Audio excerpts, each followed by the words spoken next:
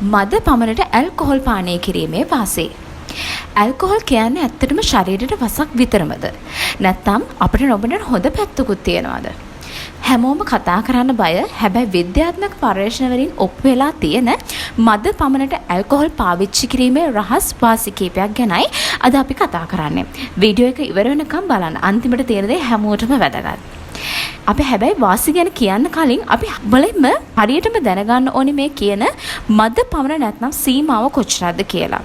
ලෝක සෞඛ්‍ය සංවිධානයට අනුව දවසකට පිරිමි කෙනෙකුට බීම වීදුරු 2ක් සහ ගැහැණු කෙනෙකුට 1ක් තමයි සීමාව වෙන්නේ. ඒ කියන්නේ සාමාන්‍ය බියර් කෑන් එකක් නැත්නම් වයින් වීදුරකින් භාගයක් එහෙමත් නැත්නම් විස්කි වැනි තද මත් පැන්නම් පොඩි ෂොට් එකක් විතරයි. මේ අනුව හෘද රෝග අවදානම අඩු කිරීම පළවෙනි සහ ප්‍රධානම වාසි විදියට අපිට ගන්න පුළුවන්. විශේෂයෙන්ම රතු වයින් එහෙම නැත්නම් රෙඩ් වයින් වැනි බීම වර්ග මද පමණින් ගන්නා විට අපේ ශරීරයේ හිතකර HDL කොලෙස්ටරෝල් මට්ටම වැඩි වෙනවා.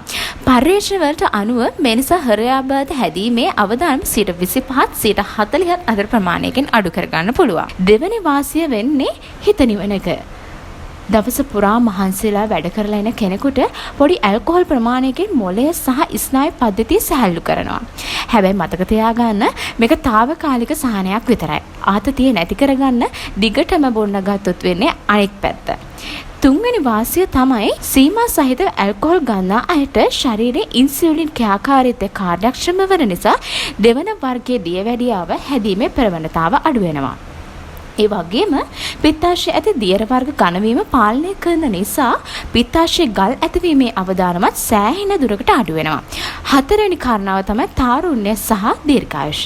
තාරුණ්‍ය රැකදීම රතු වයින් වල රෙස්වෙට්‍රෝල් කියන ප්‍රබල ප්‍රතිඔක්සිකාරකයේ අඩංගු වෙනවා.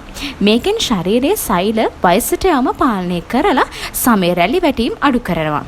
ඉතින් ලෝකේ අවුරුදු 100කට වඩා ජීවත් වෙන මිනිස්සු ඉන්න ප්‍රදේශවල අයත් තමන්ගේ පවුලේ අය එක්ක එකතු වෙලා හවසට ඉතාම අඩු ප්‍රමාණයකින් වයින් පානය කරනවා කියලා සොයාගෙන තියෙනවා. ඉතින් මේ කරුණු එක බලද්දී ඔයාලටත් හවසට යාළුවෝ එක්ක සෙට් වෙලා මේ වගේ පොඩි අඩියක් ගන්න කෙනෙක්ද නැත්නම් සීමාවක් නැතුව බොන කෙනෙක්ද?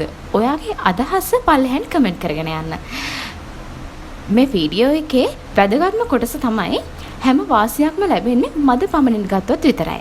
සීමාව ඉක්මවා ගියොත් අක්මාව අකර්මණ්‍ය වීම, පිළිකා, හෘද රෝග සහ දරුණු මානසික ලෙඩ රෝග රැසකට මුහුණ දෙන්න වෙනවා.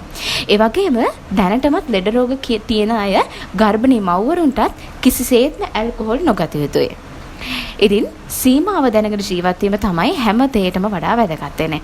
මේ වීඩියෝ එක ඔයාගේ යාළුවන්ටත් බලන්න අනිවාර්යයෙන්ම ෂෙයා කරන්න. මේ වගේ වටිනා තොරතුරු දිගටම දැනගන්න අපේ පේජ් එක ෆලෝ කරන්නත් අමතක කරන්න එපා. ස්තුතියි.